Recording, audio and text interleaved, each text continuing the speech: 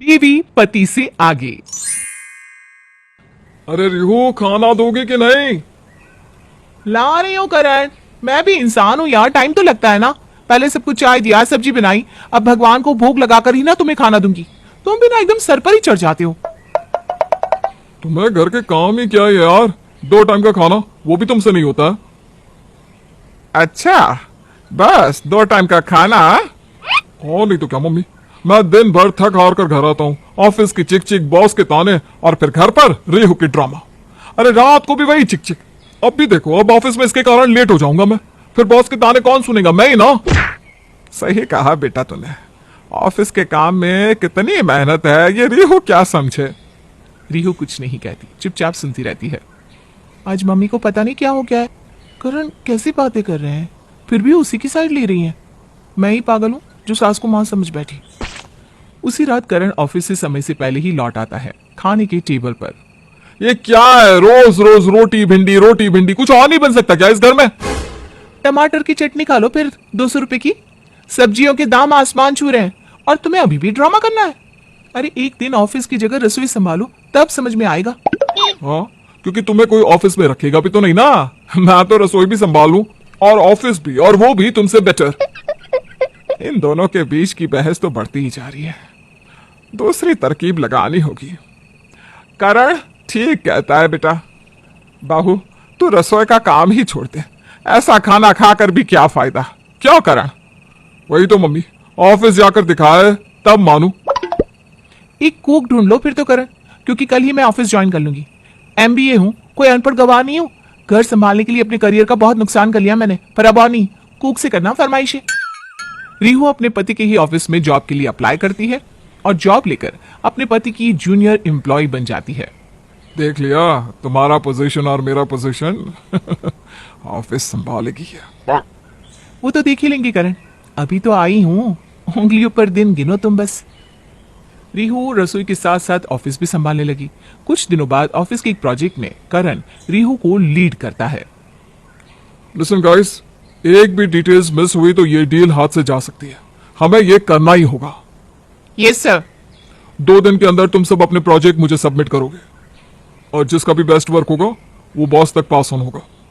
रात को ऑफिस का काम निपटाकर दोनों पति पत्नी ऑफिस से घर पहुंचते हैं। मुझे बहुत भूख लगी है रियो, यार जल्दी से कुछ बना दे। मैं क्यों बनाऊं? और फिर प्रोजेक्ट कौन सबमिट करेगा? भूल गए क्या? तुम्ही ने कहा था you can handle kitchen and office both, वो भी मुझसे बेटर। तो आप करो, वरना फिर कुक ले आओ। और मेरी फिक्र मत करना बेटा, मेरा क्या है, मैं तो दूध पी कर ही सो जाऊंगी। नहीं मम्मी, तुम्हारी बहू ना सही, बेटा तो लायक है। मैं ही बनाता हूँ कुछ। करण रसोई में जाता है और आटा निकालता है। अब इसे गूंदते कैसे है? ओफो, यूट्यूब पर देखता हूँ। जैसे तैसे करण आटा तो गूंद लेता है, पर अब रोटी बेले तो कैसे? आटा गूंदने में ही 2 घंटे बीत गए, और ये रोटी है कि गोल ही नहीं हो रही। अब सब्जी कब बनेगी? तभी हॉल से शोभा उसे आवाज लगाती है। बेटा, आज खाना मिलेगा कि नहीं? अब बस 2 मिनट मम्मी। एक काम करता हूँ, जैसी भी रोटी बनी है उसी को अचार के साथ मम्मी को परोस देता हूँ। करण एक जली हुई रोटी और एक आधी कच्ची रोटी अपनी माँ के आगे परोसता है। मेरा खाना तो खराब हुआ करता था, पर कम से कम मैं सब्जी तो बना ही लेती थी, नहीं मम्मी? अब बुरा मत मानना बेटा, पर इसे ना तू ही खा ले, मैं सोने चली, नींद आ रही है। भूख से अधमूरा करण अपनी बनाई हुई रोटी को लेकर खाने बैठता है। ये तो रबर जैसी बन गई। खैर जो है वही खा लेता हूँ, वरना भूखा सोना पड़ेगा। अगले ही दिन करण कुक ढूंढना शुरू कर देता है और सुक्कू को घर ले आता है। ये सुक्कू है मम्मी, अब से ये सारा किचन संभालेगी, जो बोलो सब बनाएगी।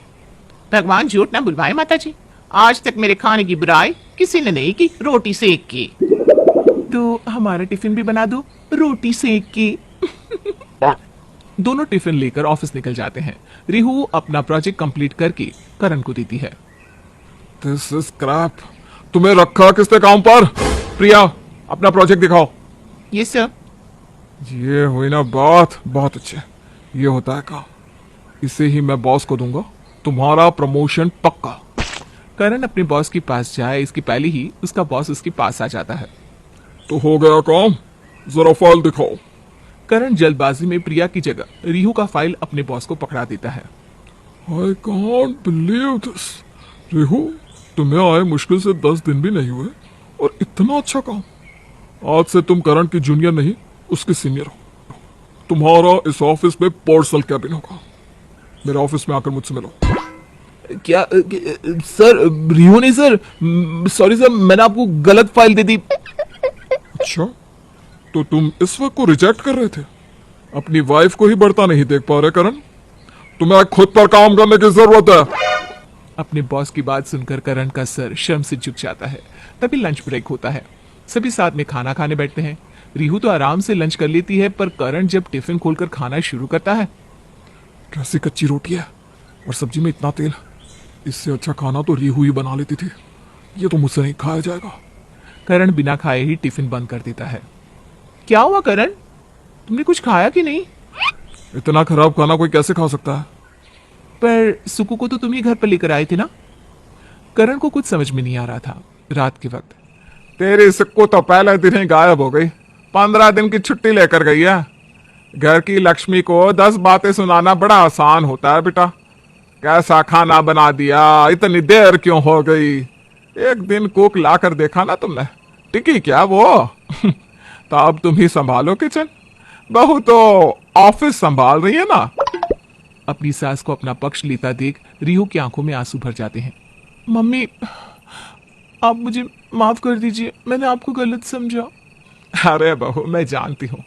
मैंने जानबूझकर अपने बेटे का साथ दिया ताकि वो तुझे ताने दे, तुझे गुस्सा आए और तू ऑफिस ज्वाइन कर ले, और इस नालायक को एहसास हो कि इसकी बीवी कितनी काबिल है।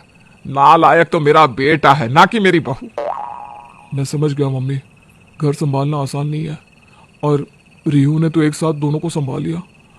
मैं तो एक ही काम में इतना फ्रस्ट्रेट हो रहा था। अब से आप मुझे किचन का काम सिखा दीजिए। मैं और रिहू एक साथ ही ऑफिस भी संभालेंगे और किचन भी।